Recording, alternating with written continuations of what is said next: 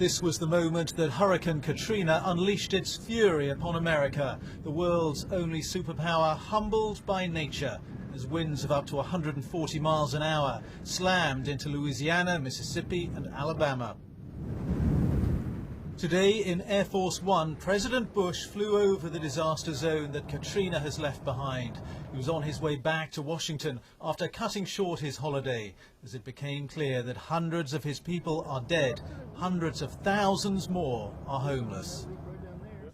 We are dealing with one of the worst natural disasters in our nation's history.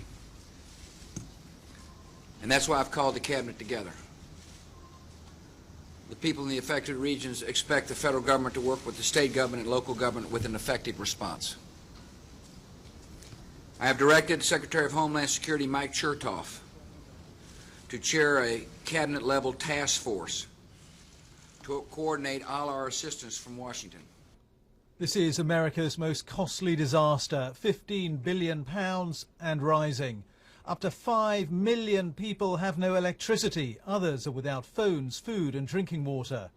In the emergency response, 8,500 National Guard reservists have been mobilized, along with US Navy warships and dozens of military helicopters. The federal government is continuing to lead one of the largest response mobilizations in United States history to aid those who have had their homes and their lives devastated by Hurricane Katrina and its aftermath. And nowhere's been worse hit than New Orleans, where tonight the water is still flooding in, as if the city doesn't already have enough of it. Up to 100,000 people are still stranded in New Orleans alone, trying to cling on to whatever they can, trying to cling on to hope. Ben Brown, BBC News.